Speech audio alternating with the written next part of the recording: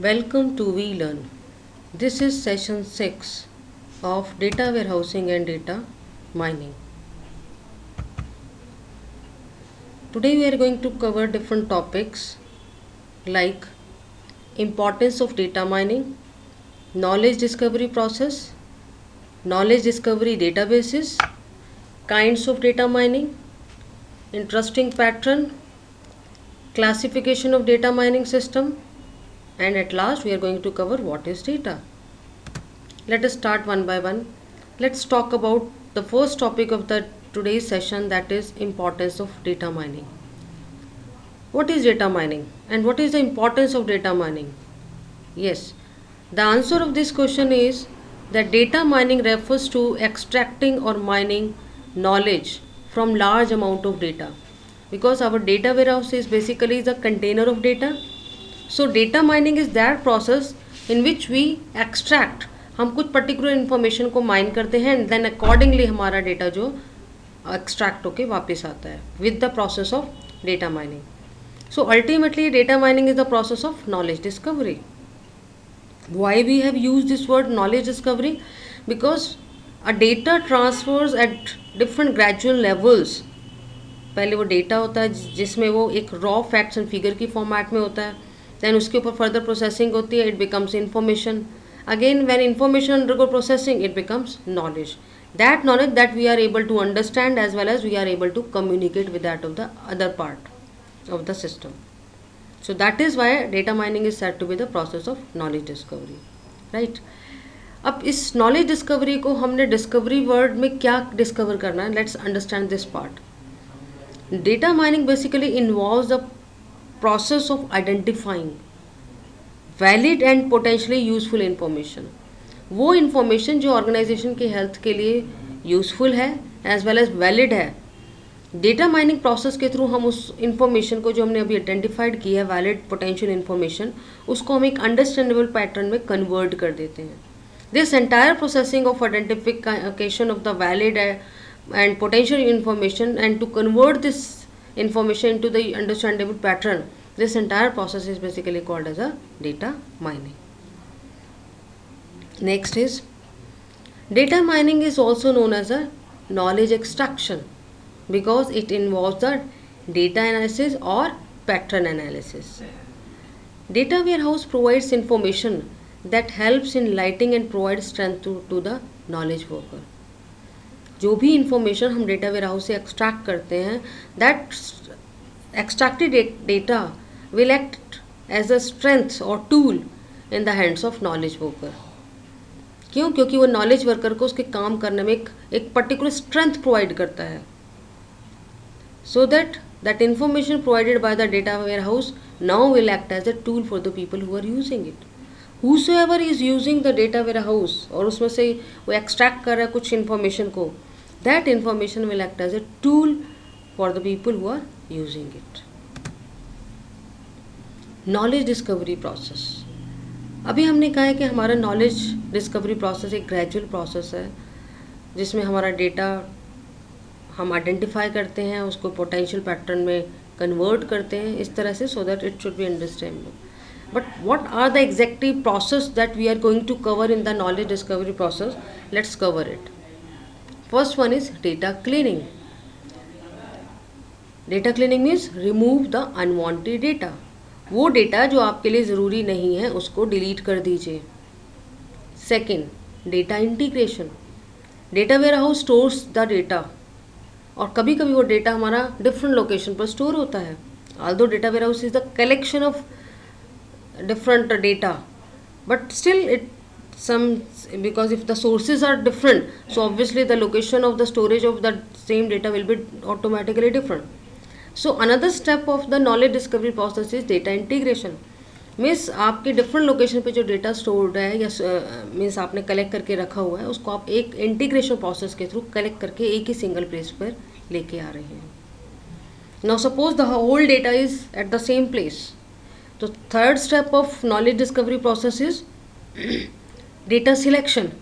Data selection means it's not necessary कि जितना भी डेटा हमने कलेक्ट किया है वो हमारे एक particular piece of operation transaction के लिए ज़रूरी होगा सारा का सारा डेटा. तो वहाँ पर हमें कुछ सॉर्टिंग करनी पड़ेगी, सिलेक्शन करना पड़ेगा that which data is currently required for our operational processing and which one is the not. So this entire process of selection of that required piece of data is basically called as a data selection. Another is data transformation. As we have previously covered, कि data को potential information को ultimately data mining process के through हम एक particular understandable format में data को project करते हैं. This entire process of transforming a given data into a particular format so that it should be understandable by different levels. This process is called as a data transformation. Data mining, that we have already covered, that it is the process of extracting data by applying different operations from the data warehouse. Pattern evaluation, next step of the knowledge discovery process is pattern evaluation. Pattern evaluation in the sense like हम एक particular pattern को identify करते हैं. Suppose customer का purchasing pattern हमें identify करना है, evaluate करना है. एक पर्टिकुलर प्रोडक्ट एक्स है, उसको एक कितने काइंड ऑफ कस्टमर उसको परचेज कर सकते हैं. This X product could be any soap, any detergent, any computer, any product. This X product can represent the example of any product. So we basically identify different patterns कि if computer is our X product, तो इसको purchase करने की tendency हमारे कौन कौन से future customer की हो सकती है. तो इसके रिगार्डिंग हमें पैटर्न निकालना पड़ेगा. Pattern with respect to the cost of the computer, कि हमारे कंप्यूटर की कॉस्ट क्या है, उससे भी हम एक पैटर्न निकालेंगे कि इस पर्टिकुलर कॉस्ट पे कितने कस्टमर हमारे प्रोडक्ट को परचेज कर सकते हैं. Interestingness of that particular product, computer को कितने कैंडिडेट पसंद करते हैं, उसके हिसाब से एक नया पैटर्न निकल के आएगा. Need, another pattern evaluation technique could be the need. So there are different parameter with respect to a single product. जैसे कि अब हमने कंप्यूटर के केस में कहा, एज हो गई, एज ऑफ द पर्सन भी मैटर करता है एक पर्टिकुलर प्रोडक्ट को परचेज करने के रिगार्डिंग. एज हो गया, इंटरेस्टिंगनेस हो गई, नीड हो गया, and the cost. So these are the four ways by which you can identify the same pattern with different perspective. So this entire processing is basically, it comes under the knowledge discovery process with the heading of pattern evaluation. Next and the last step of the knowledge discovery process is knowledge presentation. जो भी हमने mining करने के बाद data extract किया, transform किया, pattern derive किए, now the whole processing must be projected in a presentable manner and everybody must be aware कि where the data is basically stored. So this entire processing comes under the knowledge presentation. So knowledge discovery process basically it gives the answer of different questions. Like for example, हम example इसमें cover करने जा रहे हैं. What are your ideas? What you have read? What you have heard about? What do you imagine? So knowledge discovery हमारी यहाँ से start हो जाती है कि हमें जो हमारे पास जो डेटा है उसके रिगार्डिंग क्या आइडियाज़ है, हमने उसके बारे में क्या कंसेप्ट सुना हुआ है, क्या पढ़ा हुआ है, हमारी उसके रिगार्डिंग क्या इमेजिनेशंस हैं, राइट. सो ये एंटायर प्रोसेस जो एक नॉलेज डिस्कवरी प्रोसेस का पार्ट रहता है. So basically we are sharing और exchanging information for the smooth functionality of the organization. This is one of the most beautiful aspect of the knowledge discovery process, right, because knowledge is a tool in the hands of knowledge worker, right. Next topic covers knowledge discovery database. There are lots of databases that we use in the knowledge discovery process. First one is relational database. It's the collection of interrelated data. Relational data में हम जो data store करते हैं वो आपस में inter related होता है. जैसे सपोज कीजिए एक पंकज नाम का स्टूडेंट है, उसके आगे मैंने उसका रोल नंबर 121 लिखा है, उसी के आगे उसका कोर्स लिखा है. तो जब मैं एक पर्टिकुलर क्वेरी के थ्रू पंकज का कोर्स पता लगाने की कोशिश करूँगी with the help of some query, तो पंकज, ऐसा नहीं होता कि पंकज के अगेंस्ट में उसका नेक्स्ट वाले स्टूडेंट का रिकॉर्ड आ जाएगा, ऐसा नहीं है, या उसका कोर्स कोड पता चल जाएगा, because these are the different columns are interrelated with each other, right. This database maintains the consistency and security of the information stored despite system crash or attempts at the unauthorized access. Relational database की ये characteristic feature होता है कि ये consistency and security of the information को maintain करता है. चाहे हमारा सिस्टम क्रैश हो जाए या अनऑथराइज सिस्टम तरीके से इस सिस्टम को यूज़ किया गया है। तो this is one of the most characteristic feature of the relational databases. Another category of the database is transactional database. Transactional database consists of a file where each record represents a transaction. जितनी भी हम transaction particular operational level per day by day basis पे करते हैं, हमारा transaction database उन सारी transaction को एक पर्टिकुलर फाइल में स्टोर करता है। और each transaction includes a unique transaction identity number. Her transaction को अपना एक TID नंबर गिवन होता है। TID in the sense transaction identification number and a list of the item making up that transaction। और उसी ट्रांजेक्शन ID के against में लिखा होता है that list of the item जिसकी वजह से ये हमारी ट्रांजेक्शन अकर हो पा रही है। The transaction database may have additional table associated with it which contain other information regarding the sale such as the date of the transaction and all this। Right मतलब ट्रांजेक्शन डेटाबेस में एक particular transaction के regarding सारी other information भी stored होती है और कभी कभी अदर इन्फॉर्मेशन हमारी दूसरी टेबल में स्टोर्ड होती है। इसका मतलब ट्रांजेक्शन टेबल हमारे अदर डेटाबेसेस से या अदर टेबल से भी एसोसिएटेड होता है। सच जैसे फॉर एग्जांपल अभी हमने कवर करना है दैट इज़ सेल का डेटा हमारा जुड़ा हुआ था किससे, डेट ऑफ ट्रांजेक्शन से। So transaction database is a collective database भी हम कह सकते हैं। Another category of the databases is object-oriented databases. Object-oriented databases are based on to the object-oriented programming concept, where in general term each entity is considered as an object. Object-oriented concept एक बिल्कुल new concept है हमारे data warehousing and data mining subject के अंदर, जिसमें हम हर चीज़ को, हर entity को एक ऑब्जेक्ट समझ के काम करते हैं। अब एंटिटी किसको कहते हैं हम? Entity anything that is having two characteristic feature. कोई भी चीज़ जिसके ये दो फीचर्स होते हैं उसको हम टेक्निकली क्या बोलते हैं? एंटिटी। कौन से हैं वो दो फीचर? हर एंटिटी के, हर वो चीज़ जिसके पास कुछ डेटा है और जिसका कुछ फंक्शंस होते हैं उसको टेक्निकली हम क्या कहते हैं? एक एंटिटी। सपोज फैन का अगर हम डेटा की बात करें तो फ़ैन किस कंपनी का है ये उसका डेटा है, उसकी कॉस्ट क्या है ये उसका डेटा है, उसके कितने विंग्स होते हैं, 3 विंग्स होते हैं ये उसका डेटा है। These are the data part of any entity. अब why the fan is use, इसका फंक्शन क्या है? It is use for fanning the people. पंखा करने के लिए काम आता है, हवा करने के काम आता है, तो this is the function part. So when data is combined with that of the function then technically in terms of object oriented language concept it is considered as an entity. और एंटिटी को हम एक और नाम object oriented database में किस नाम से जानते हैं? ऑब्जेक्ट के टर्म्स में। So data and code relating to an object are encapsulated into a single unit. तो अभी हमने जो बात करी है डेटा एंड फंक्शंस को, उसको हम एक सिंगल यूनिट की तरह ट्रीट करते हैं ऑब्जेक्ट ओरिएंटेड डेटाबेस में। And each object is associated with many features of the object oriented databases. और हर डेटाबेस के अंदर कुछ सेट ऑफ वेरिएबल्स होते हैं जिसको हम क्या डिस्क्राइब करते हैं? Object. Right, a set of messages that the object can use to communicate with other object. और बहुत सारे मैसेजेस डिफरेंट ऑब्जेक्ट आपस में शेयर करते हैं फॉर द कम्युनिकेशन पर्पस। ये क्वेश्चन आपसे पूछा जा सकता है कि एक डेटाबेस, ऑब्जेक्ट ओरिएंटेड डेटाबेस में डिफरेंट ऑब्जेक्ट कैसे आपस में कोऑर्डिनेट करते हैं, कम्युनिकेट करते हैं। So your answer will be with the help of messages. Right, a set of method where each method hold the code to implement a message. जब हम मैथड्स कहते हैं या फंक्शंस की बात करते हैं तो हर एक मेथड के अंदर एक पर्टिकुलर मैसेज स्टोर्ड होता है जो ये बताता है कि क्या पर्टिकुलर फंक्शन परफॉर्म किया जाएगा with the help of some coding. Object relational database are constructed based on an object relation data model. This model extend the relational model by providing a rich data type for holding complex object and objects orientation. Right, Object or a relational model extends the basic data model by adding the power to handle complex data types, class hierarchy and object and inheritance। अगर हम एक नया model की बात कर रहे हैं, पहले हमने कवर किया रिलेशनल मॉडल, अब हम कवर करने जा रहे हैं, अभी हमने कवर किया object oriented model. Now another, इन दोनों को मर्ज करके एक नया मॉडल आया जिसको हम बोलते हैं object relational databases.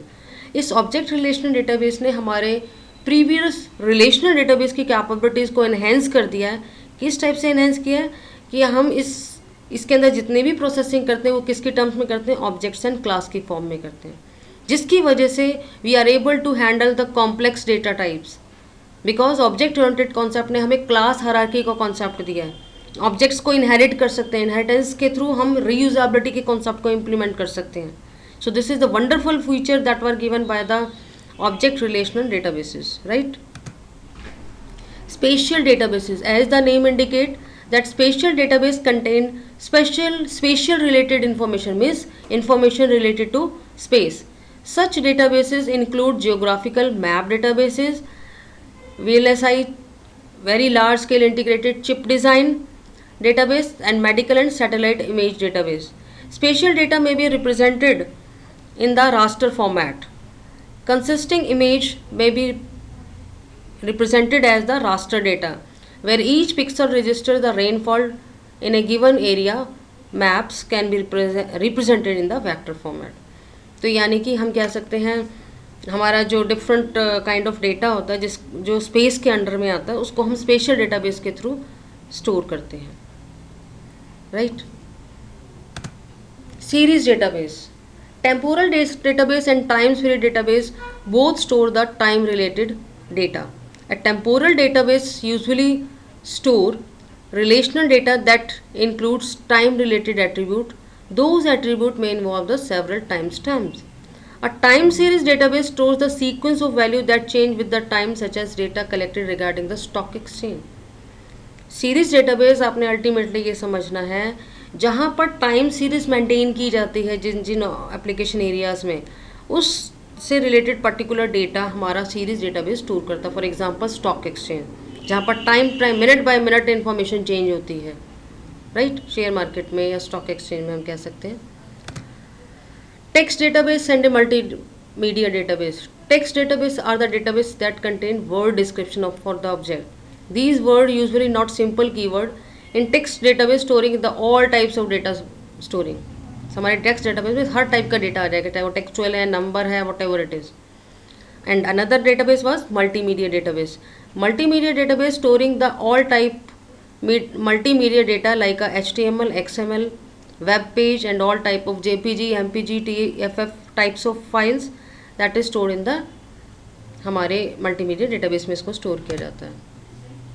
Heterogeneous database and legacy database. A legacy database is a group of heterogeneous database that combines different kinds of data system such as relational or object oriented database, hierarchical database, network database, spreadsheet, multimedia database or file system. So legacy is a group of heterogeneous database, right? The heterogeneous database in a legacy database may be connected by the intra or intercomputer network. तो आपस में ये जो heterogeneous database है ये आपस में कैसे जुड़े होते हैं, या तो इंटरनेट की फैसिलिटीज़ के थ्रू या इंट्रानेट कंप्यूटर नेटवर्क्स के through. Now last topic is what is data. Obviously the collection of data object and their attributes is called as a data. An attribute is what basically it is the property or feature or the characteristic of an object. किसी भी चीज़ की property या characteristic की जब आप बात करते हैं तो it means you are talking about the attribute of that particular object. और हर ऑब्जेक्ट का कोई ना कोई एट्रीब्यूट्स ज़रूर होते हैं. Example, eye colour of a person, temperature, these are the attributes. Attribute is also known as a variable, field और कैरेक्टरिस्टिक और feature. A collection of attribute describe an object. बहुत सारे एट्रीब्यूट मिलकर क्या डिफाइन करते हैं, एक object, right? For example, object is also known as a record, point, case, simple entity. और किसी पर्सन का ट्रांजैक्शन आईडी नंबर क्या है, उसका रिफंड का स्टेटस क्या है, उसका मैरिटल स्टेटस क्या है, उसकी टैक्सेबल इनकम क्या है, उसका चीटिंग स्टेटस क्या है पर्टिकुलर बैंकिंग इंडस्ट्री में. तो ये सारे एट्रीब्यूट्स कलेक्टिवली क्या रिप्रेजेंट करते हैं, different attributes of a particular object. Where this kind of data is basically used. अभी जो हमने different type of database use किए हैं उसको हम उसके एप्लीकेशन एरियाज़ क्या हैं, उसकी बहुत सारे इंडस्ट्रीज़ के एग्जांपल हम कवर कर सकते हैं जहाँ पर हम डेटा माइनिंग को अप्लाई कर सकते हैं. इस तरह से डिफरेंट डेटा को डेटा माइनिंग प्रोसेस के थ्रू एक्सट्रैक्ट करके डेटा वेयर हाउस में से. तो examples of that one is industry के. First one is finance, insurance, telecommunication, transport industry, consumer goods industry, data service providers, utilities, right? Applications की जब हम बात करते हैं, what are the application areas, where the data mining can be used: credit card analysis, claims, fraud analysis, call record analysis, logistics management, promotion analysis, value added data, power usage analysis. Now let's think about this, that why now we require the data mining. Because data is being produced, data is being warehoused, the computing power is available, computing power is also affordable at our end, the computing pressures are strong, commercial products are available. These are the reasons that has given birth to the data warehousing and data mining. So data mining works with warehouse data in the sense that data warehouse provides the enterprises with a memory. हमारा data जब data warehouse में store होता है तो that data जो कि ware house में store है, that is a kind of memory for the entire enterprises. So data mining provides the enterprises with intelligent kind of data. Right, with this we are going to finish this session, but at last I hope you will be able to give the answer of these questions. Question number 1: give examples of data warehouse and data mining. Define the following terms: data integration and data cleaning. With this, our session is going to be finished. Thank you.